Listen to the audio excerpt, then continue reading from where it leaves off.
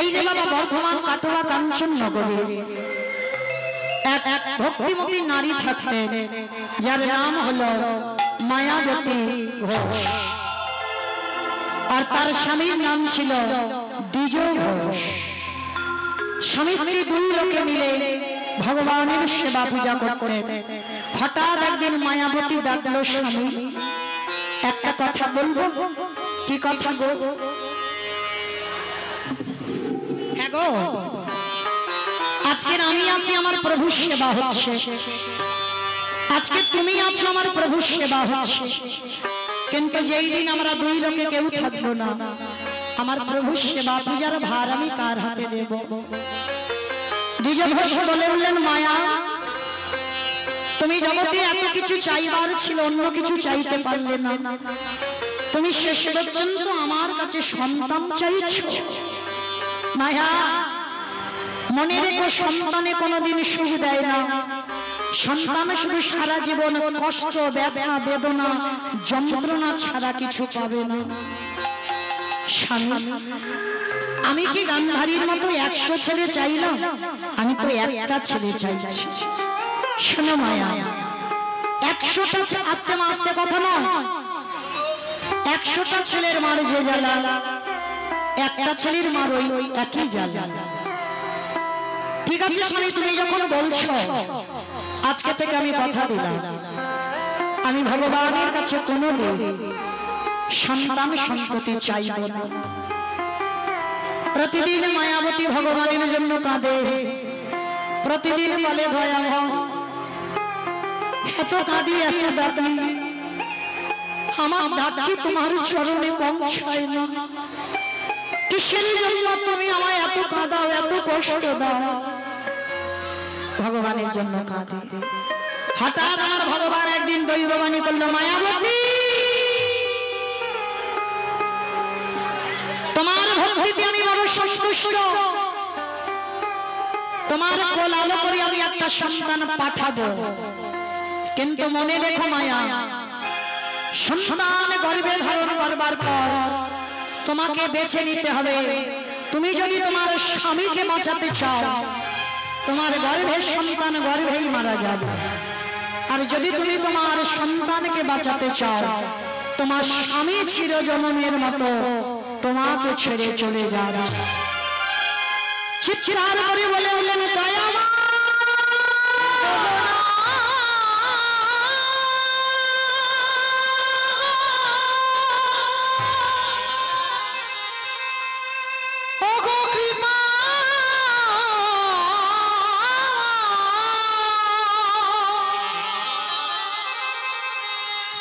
তুমি অমন করে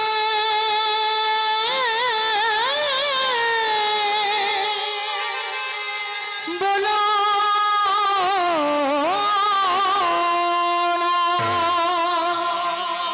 সন্তান চেয়েছিলাম আমি তোমার জন্য, আমার জন্য নয়, আমার স্বামীর জন্য নয়। আর তুমি কিনা সেই সন্তান চাইলাম বলে তুমি আমার স্বামীকে কেড়ে নেবে। হ্যাঁ, এটাই তোমার অদৃষ্টে লেখা। সন্তান বাঁচাতে গেলে স্বামী মারা যাবে, স্বামী বাঁচাতে গেলে সন্তান মারা যাবে। বলো তুমি কাকে চাও? আচ্ছা মায়েরা, আপনাদেরকে প্রশ্ন করি, বলেন তো, স্বামীকে বেশি ভালোবাসেন না সন্তানকে বেশি ভালোবাসেন? সন্তানকে, ছেলেকে। বাহ। আর কেউ? এদিকে কেউ? সন্তান। আবার অনেকের মনে মনে হচ্ছে বলবো, কিন্তু বলতে পারছে না। স্বামী হয়তো কোথাও দাঁড়িয়ে আছে, সে কিন্তু দেখছে তার বউয়ের দিকে, দেখে আমার গিন্নিটা কি বলে। আর এই যে ছেলে বললে না, সে কিন্তু দেখে রেখেছে, কাল সকালবেলা গেলে তোমার ব্যবস্থা হবে। মমিতার কীর্তন শুনতে শুনতে বললে তুমি ছেলে ভালোবাসি, তার মানে আমায় ভালোবাসো না, যাও ছেলের কাছে যাও, বলবে দেখবে আমি বলে রাখছি, এটা শুনতে হবে। কিন্তু না, এইখানে যে যে কথাগুলো বলতে হবে ভেবে কথা বলতে হবে। এখানে কেউ কারোর স্বামী নয়, এইখানে কেউ কারোর ভাসুর নয়, আর কেউ কারোর শ্বশুরও নয়। এখানে আমাদের একটাই পরিচয়, আমরা কৃষ্ণ চরণের দাস। দেখবেন বাবা এখানে যদি এটা যাত্রা নাটক হতো না, বাঁশ বাঁধা হতো, একদিকে নারী একদিকে পুরুষ। কিন্তু দেখেন আমার মহাপ্রভুর এই কীর্তনটা দেখেন, নারী পুরুষে কোনো ভেদাভেদ আছে? কে নারী কে পুরুষ সব একাকার হয়ে আছে দেখেন। কিন্তু এইটা যাত্রা নাটক হলে হবে না, ও বাঁশ বাঁধতে হবে, একদিকে নারী একদিকে পুরুষ।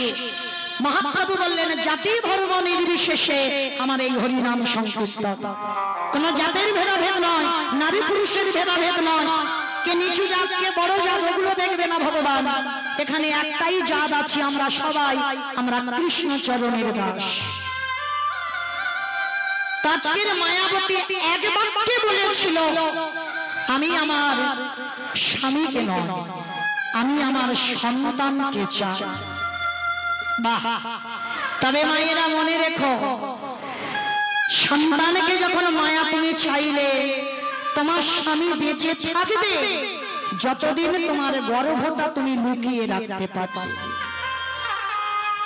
বলুন মায়েরা, একটা নারী গর্ভ কতদিন লুকাবে? জোর 5 মাস, এরপরে তো প্রকাশ পাবে। যখনই বুঝতে পেরে গেল একদিন ভর দুপুরবেলা দ্বিজ ঘোষ যে মায়াবতী গর্ভবতী, ওই দুপুরবেলা দ্বিজ ঘোষ তার পরিবারকে জিজ্ঞাসা করলো, মায়া এত আনন্দের কথা তুমি একবার আমার বলার প্রয়োজন মনে বললে না? আজকে থেকে আর আমাদের দুঃখ নয়, কষ্ট নয়, আজকে থেকে আমরা যে আনন্দে থাকবো। দ্বিজবশ বলে যাচ্ছে, কিন্তু মায়াবতী ডুকরে ডুকরে কাঁদছে। কেন কাঁদছে? স্বামী জেনে গেল মানে স্বামীর আজকেই মৃত্যু হয়ে যাবে। মায়াবতী যখনই কাঁদছে, দ্বিজঘোষ প্রশ্ন করলো, মায়া তুমি কাঁদছো কেন? কাঁদছি আমি একটাই কারণে, কারণ এই সন্তানের কথা তুমি জেনে গেলে মানে আজই দৈব দুর্ঘটনায় তোমার মৃত্যু হয়ে যাবে। কথাটা বলা শেষ, দ্বিজঘোষের শরীরে অজানা জ্বর এসে প্রবেশ করলো। হঠাৎ বুকের যন্ত্রণা, এত বুকের যন্ত্রণা আর সহ্য করা যাচ্ছে না, চিৎকার করে বলে উঠল, মায়াবতী মায়াবতী।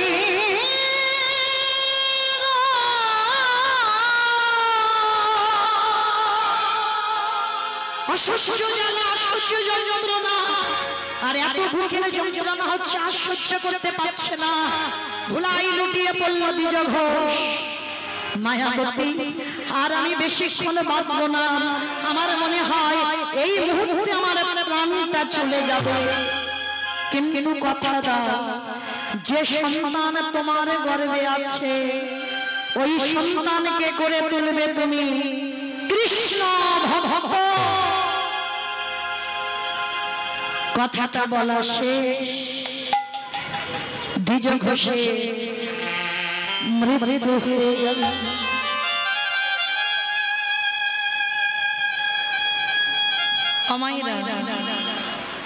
সন্তান ভালোবাসি বলে এই নয়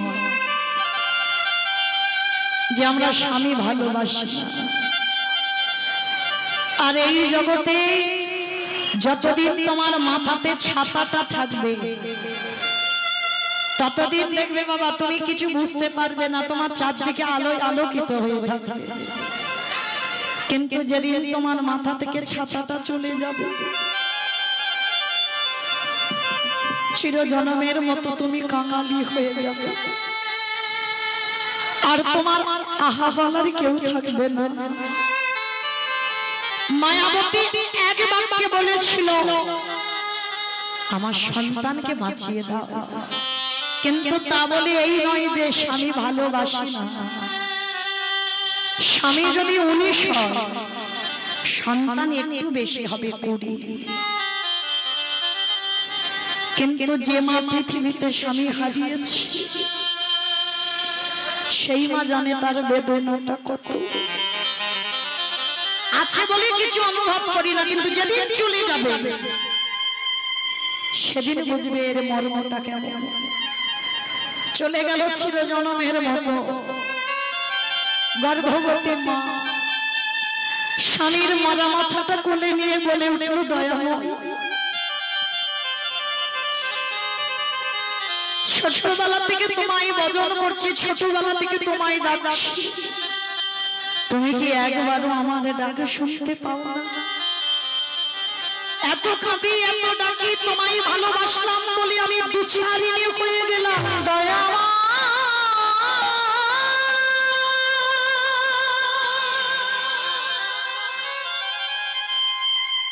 যে জন্য তোমায়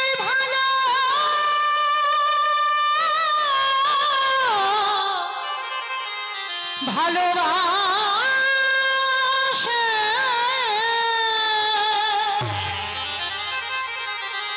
তারে গিয়ে মিলি করি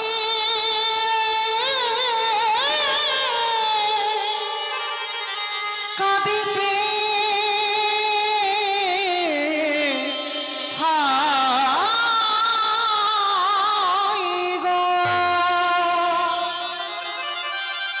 গ্রামের লোকজন সবাই এসে বলে উঠল, তুই হলি বিচারিণী, তুই হলি কলঙ্কিনী, তুই হলি অসতী।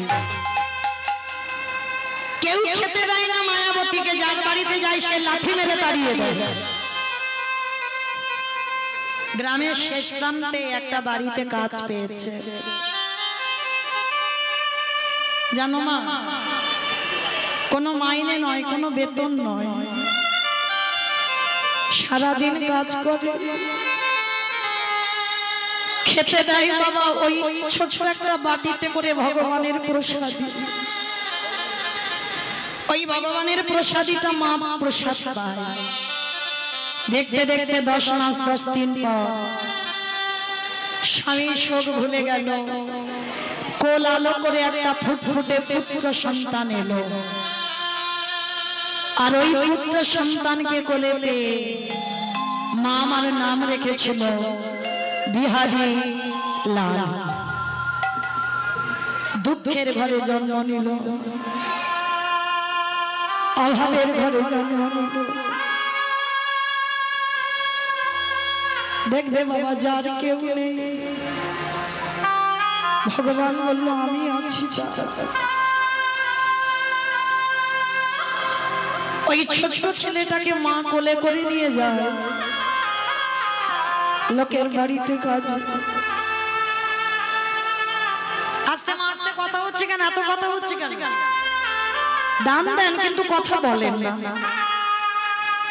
আর আধা ঘন্টা টাইম আছে, একটু শান্ত হয়ে, জানি গরম হচ্ছে, খুব কষ্ট, আর এই কষ্ট হলেও তো বাবা আমাদের গাইতে হবে। একটু শান্ত হয়ে বসে। ভগবানের সাধন ভজন তো সোজা নয় গো। কতটুকু কৃষ্ণ বলে কেঁদেছ, কৃষ্ণ পাবে। কতটুকু তুলসী তলায় চোখের জল দিয়েছ, কৃষ্ণ পাবে। কৃষ্ণ পেতে গেলে বাবা আগে কাঁদতে শিখতে হবে। এই পৃথিবীতে যে বেশি কাঁদতে পারবে ভগবান তার দরজায় আগে চলে যায়। মনে রেখো বাবা, ভগবানকে তুমি অট্টালিকা দিয়ে ধরে রাখতে পারবে না, শ্বেত পাথরের মন্দির করে দিয়ে ধরে রাখতে পারবে না, রজনীগন্ধার মালা দিয়ে ধরা যায় না। ভগবানকে ধরতে তারাই পারে ভক্তের চোখের জল। এ জীবনে কাঁদলেন, কৃপা নাই বা হলো, এর পরের জন্মে নাই বা হলো, কিন্তু একটা না একটা জন্মে আমার গোবিন্দকে কৃপা করতেই হবে। যে জনে নয়নে জলে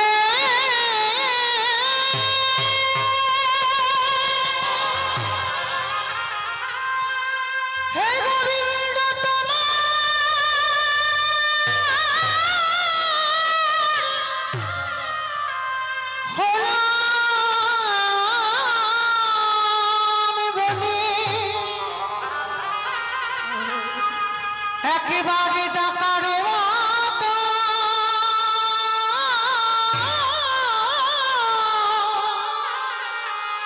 ডাকিতে পারে আমার ভগবান,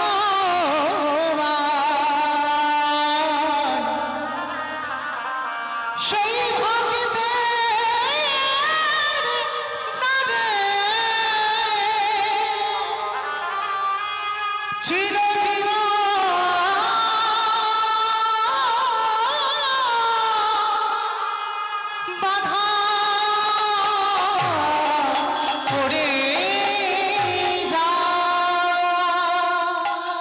দেখতে দেখতে ছেলেটার বয়স দাঁড়ালো 5 বছর।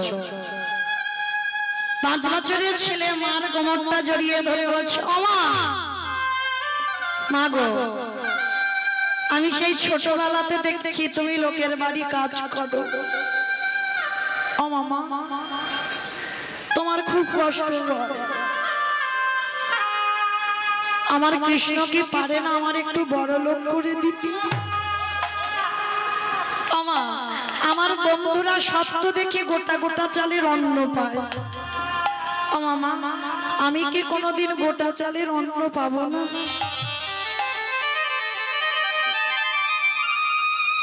এত গরিব এত কাঙাল কোনোদিন গোটা চালের অন্ন দেখেনি চোখে। সবসময় খুদের ভাত খায়। ও মা, কৃষ্ণ পারে না আমার একটু বড় লোক করে দিতে? বড় লোক হতে চাস না বাবা, খোকারে। বড় লোক হলে যে কৃষ্ণ ভুলে যায়, বড় লোক হলে কৃষ্ণের কথা মনে হয়। যত গরিব থাকবি, যত কাঙাল থাকবি, যত ভিখারি থাকবি, তত আমার কৃষ্ণ কাছে কাছে থাকবে। এটা বাস্তব, দেখবেন মা। যখন তোমার খাবারে অভাব, যখন তোমার একটা কুড়ে ঘর থাকবে, তখন তুমি আমার কৃষ্ণকে ভালোবাসতে যাবে। আর যেই আমার ভগবান তোমার একটা পাথর সেটিং করা ঘর দিল,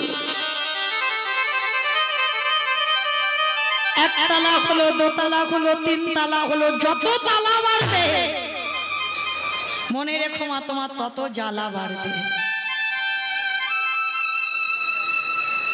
এ জগতে যারা কৃষ্ণ ভক্ত হবে বাবা, তারা জীবনে পাথর সেটিং করা ঘর করবে না। কৃষ্ণ ভক্তরা সারা জীবন কাঙাল হয়ে যাবে।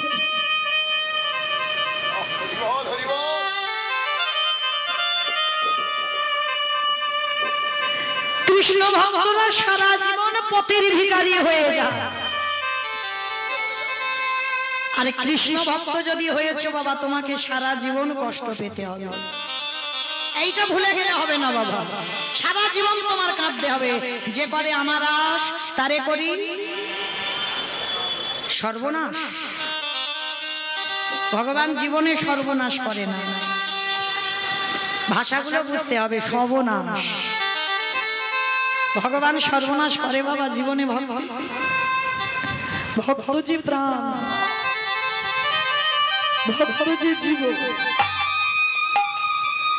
তাহলে ভগবান কোনদিন সর্বনাশ করে না। সর্বনাশ করে দেয় মানে আত্মীয় পরিজন বন্ধু বান্ধব, তুমি যাকে বেশি ভালোবাসে প্রথমে ভগবান তাকে কেড়ে নেবে। তারপরেও যদি তুমি তার চরণ না ছাড়ো, তারপরে আমার ভগবান তোমাকে ভক্তে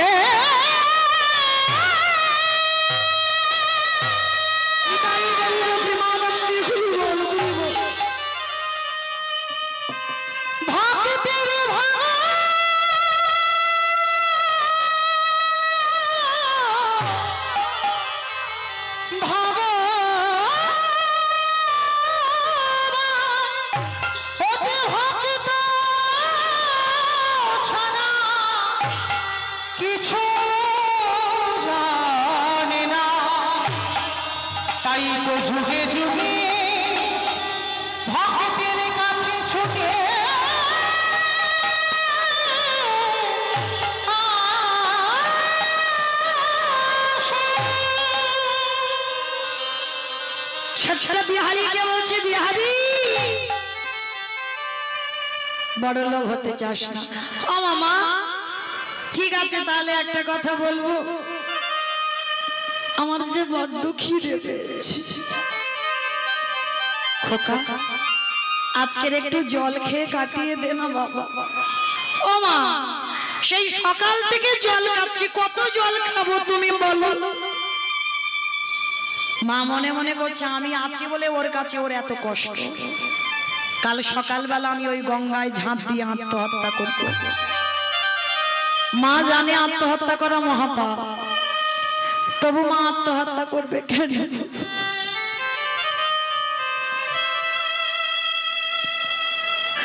আমি না মরলে আমার ছেলেটা খেতে পাবে না।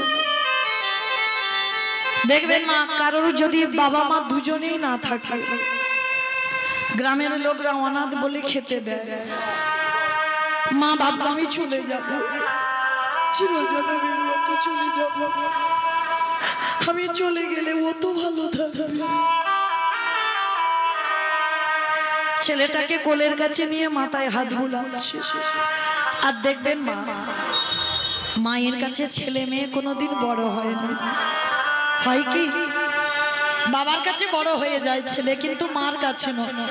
সে ছেলের বিয়ে হয়ে যাবে, ও গো দেখবে ছেলে যখন কোলের কাছে সে ঘুমাবে, সেই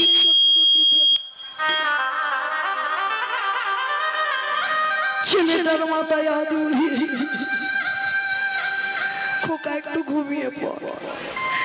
আর ওই মাথায় হাত বুলাতে বুলাতে ছেলে কখন মায়ের কোলের কাছে ঘুমিয়ে পড়েছে। আর যেই না মায়ের কোলের কাছে ঘুমিয়ে পড়ল, রাতের অন্ধকারে মা উঠে ভগবানের চরণে জানাচ্ছে, প্রভু আমি আসি, আমার ছেলেটা রইল তোমার চরণে, আমার ছেলেটাকে তুমি দেখে রেখো। ওরে বিহারী,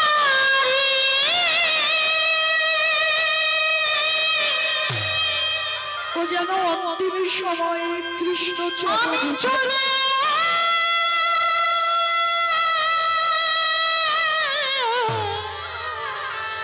চলে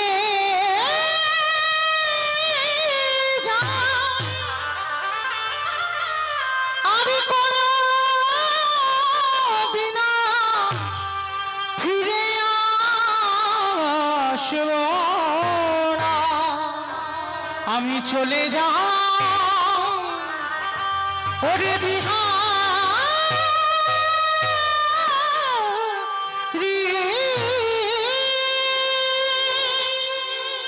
আমি আছি বলে এত কষ্ট দয়ামা, আমার ছেলেটাকে আমি তোমার চরণে দিয়ে গেলাম। আমার জীবন নদী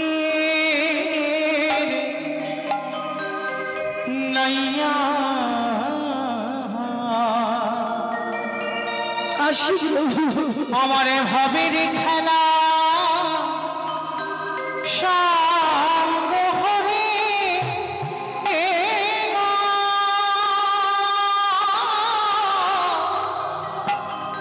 একেবারে দিল পার করিয়া আমার জীবন নদীরে নাইয়া। কৃষ্ণ জীবন নদী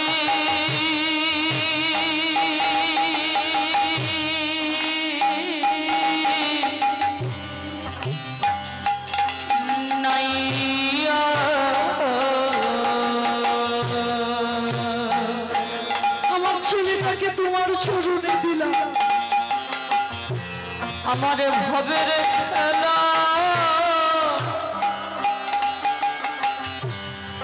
সাঙ্গ হলে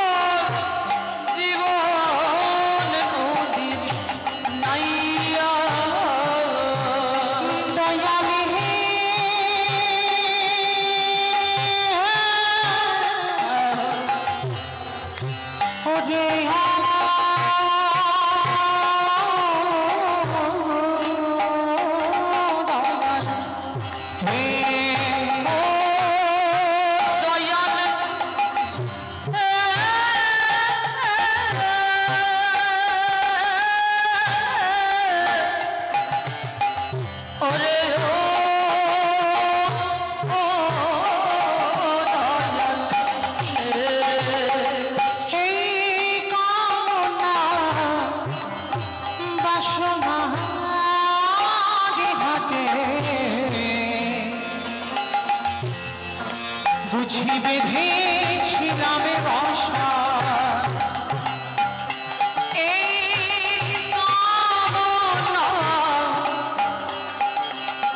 বাসনার হাতে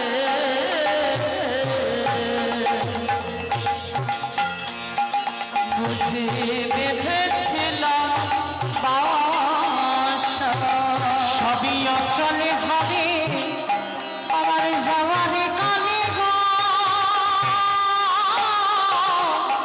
একেবারে দেখি নাই ভাবনা জীবনের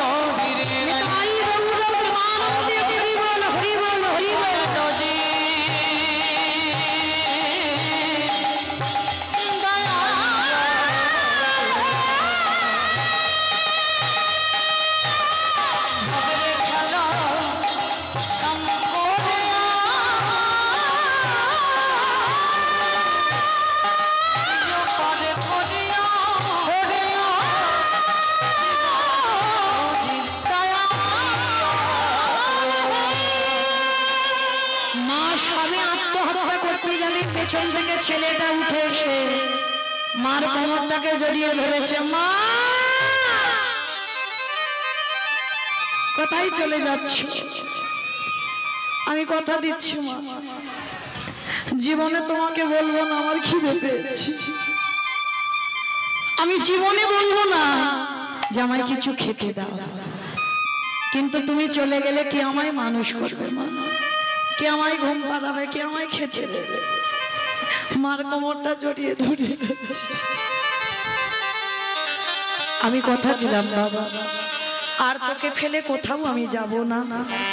যতদিন বাঁচবো আমি তোকে নিয়েই বাঁচবো। ও মা, মা ঠিক আছে, একটা কথা বলবো। তুমি তো লোকের বাড়ি কাজ করো, আমিও কাজ করব। দুর্বোকা তুই এইটুকু বাচ্চা মানুষ, তুই কি কাজ করবি? ও মাম্মা, আমি অন্য কাজ না পারি, আমি তো ঘোষের ছেলে। আর ঘোষেদের একটা জাত ব্যবসা আছে। কি ব্যবসা বলো তো?